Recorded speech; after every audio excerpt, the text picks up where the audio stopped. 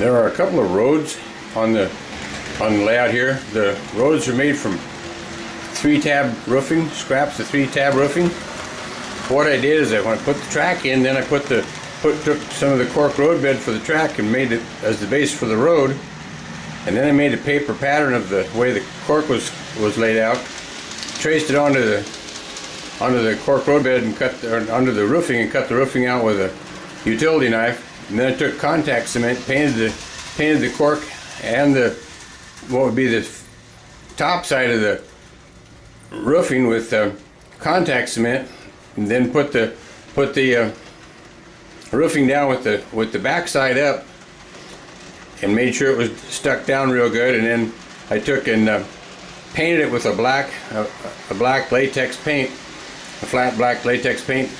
And when the latex paint was dry, I took a rattle can of Testra's gloss coat, and I took the gloss coat and gloss coated the road so I could put the lines on. The lines are 1/4 inch.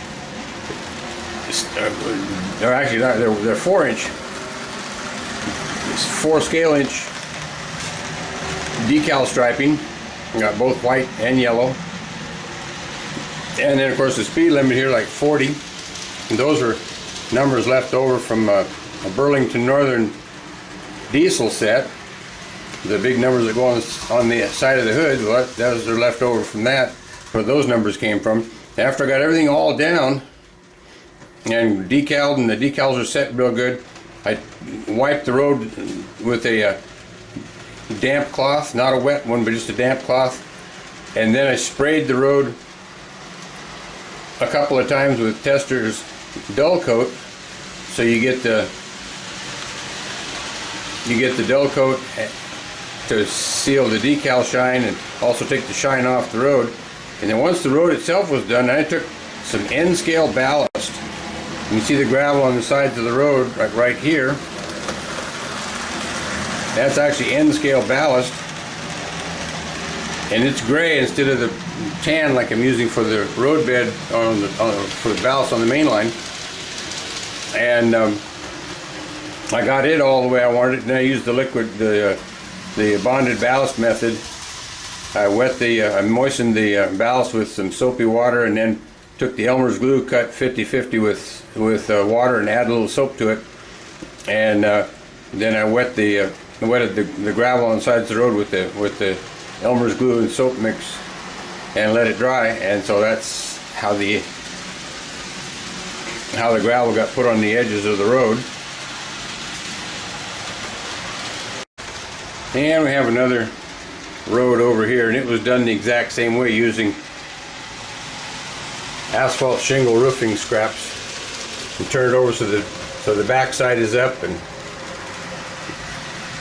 the contact cement and the cork road bed and all that stuff. So it worked out okay. I also have this road here coming in off here. It does not have the cork under it. So up here by this car here waiting at the stop sign,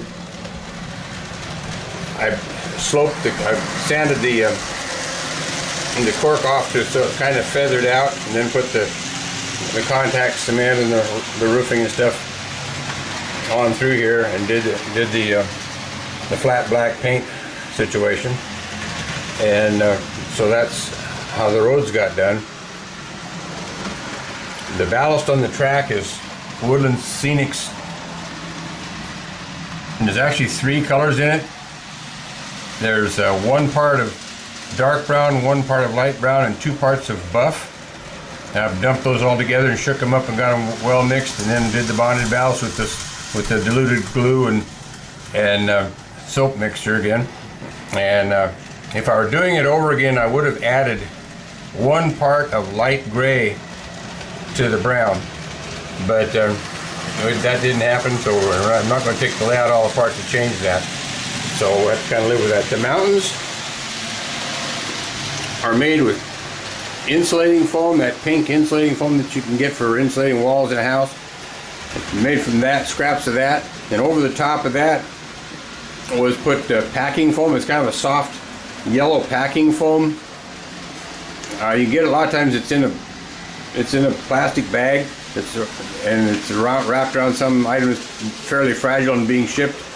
I took the plastic bag off the foam and tore the foam up with my hands, and used some Elmer's glue, full strength, and toothpicks to kind of hold everything in line. And then when that all dried, I took Hydrocal plaster and took and put the plaster on with about a 2-inch paintbrush.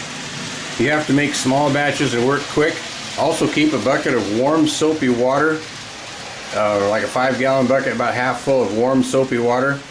So when the bristles in the brush start to stiffen up, you can put the brush in the soapy water to work the plaster out of the bristles, and then mix up another batch of plaster and continue on till you've got it all covered where you want to put plaster. This is Hydrocal plaster. It only gives you a very short time to work with it. And then after the plaster was dry, I let it sit for about a week to 10 days. Make sure it was totally cured out and dry. Then I took artist acrylic colors. I took raw umber and burnt umber and Grumbacher gray and made what I did. I used some small peanut butter jars.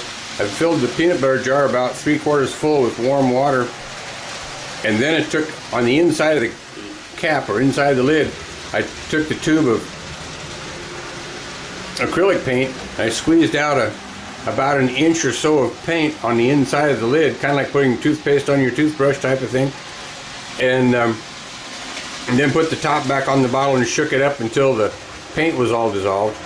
And then I put it on using the lighter colors first. It's kind of a one-way street. You can't back up if you get it too dark. There's no way you can back up other than plaster over what you just did. So I went kind of slow, and any places I wanted to darken it, I took some of the acrylic color full strength and put a couple little dots of it here and there, then took the wash and spread it out, and that made it kind of a darker location. So like right up here is where I did that to make it a little bit darker than off to the right here. And after all the staining was done, the artist colors in the wash is actually more like a stain than it is a paint. And after that was done, then I took Elmer's glue and the carpenter's glue again and cut it about 30% with water and put it on with a paintbrush. Now while the glue was wet, such as right up here by these trees, or over here on the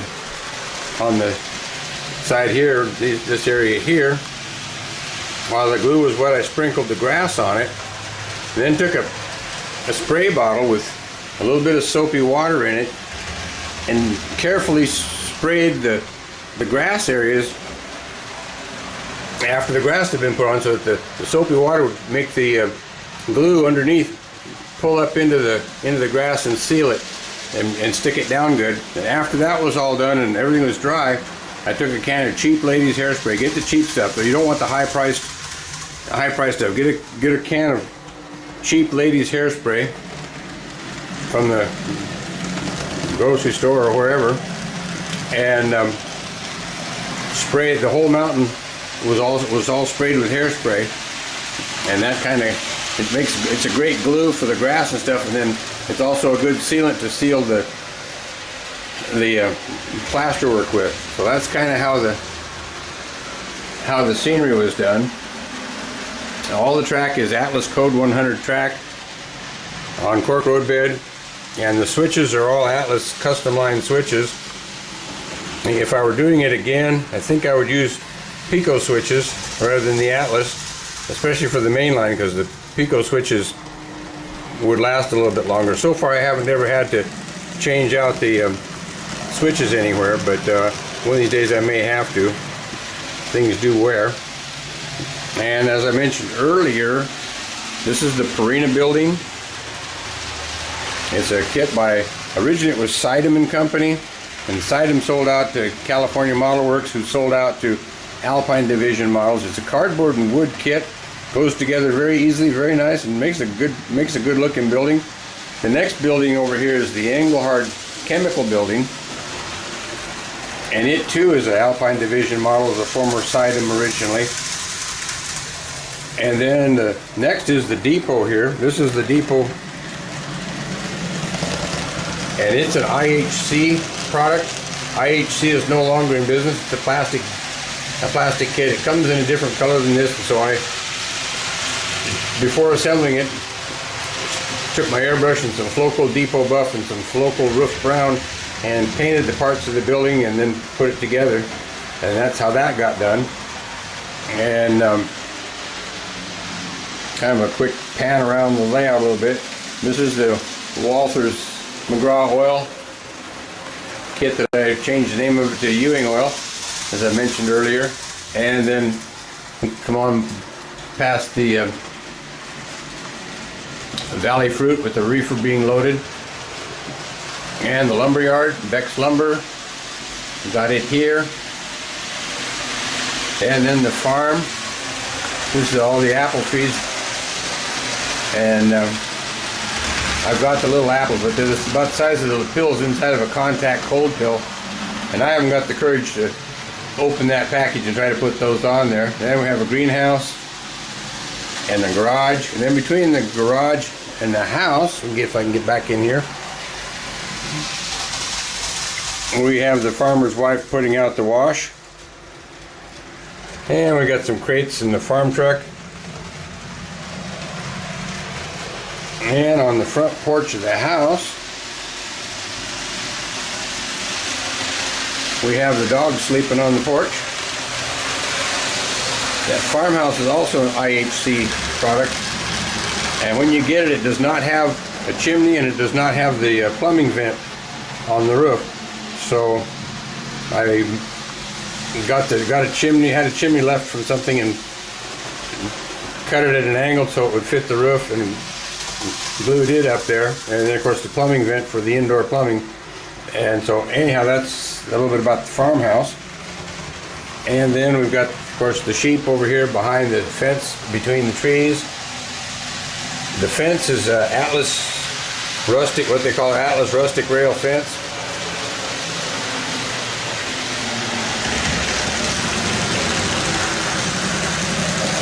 Looks like the tourists are getting a pretty fast ride today. And there's a phone booth here.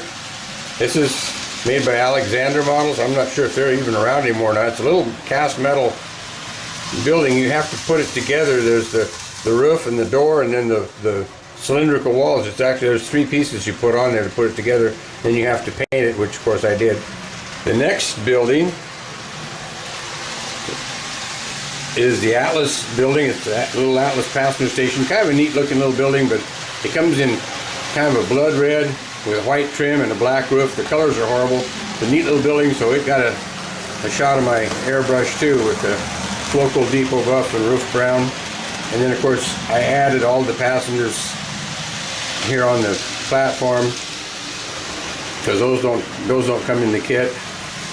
And so that's how that one. Then diagonally across the highway from the railroad station is the Blue Sky Motel, or Blue Sky Cottages. This is a little kit made by Great West Models. I think it sells for about 20 bucks. And you get the office building here, and then you get the three little cabins, and it goes together quite well. And of course the gravel parking lot, gravel driveway for the motel was made exactly the same way as the gravel alongside the road, using N scale ballast. And then the other corner of the room has just a bunch of trees in it of various kinds. The trees on here, most of them are made by Woodland Scenics. They come as a kit. You have to bend the branches and glue all the foliage on them, but with a little bit of contact cement, it goes quite quickly. And you can make a lot of trees in a very short period of time. And we have another little building here. It's a little yard office building. For a small yard, it's plenty big enough. And of course we have a plumbing structure out behind there. No indoor plumbing at the small yard office. And then there's the freight yard, and the freight yard holds around 30 cars. I'm not sure how many are in it right now. Another little car I have that kind of gets some attention once in a while is this car here. Got a couple old boys riding in it. Probably the special agents be looking for them old boys. But anyhow, we got a couple of hobos riding in a boxcar.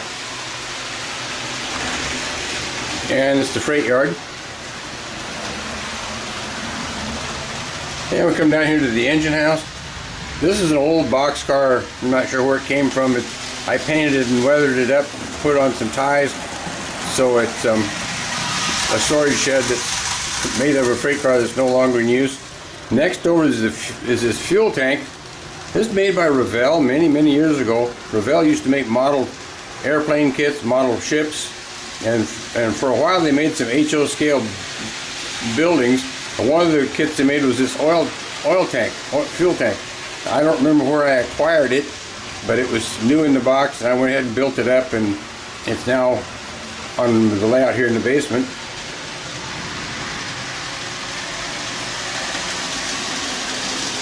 Got some 50-gallon drums stored here under this little shed. I'm not sure where the little shed came from, but it found its way on here too. Then we've got the engine house. The engine house is made by Vollmer. It's a pricey engine house. It's now in the Walthers catalog for about $100, and I didn't pay anywhere near that for this one. It's a European engine house for electric locomotives is what it's actually supposed to be.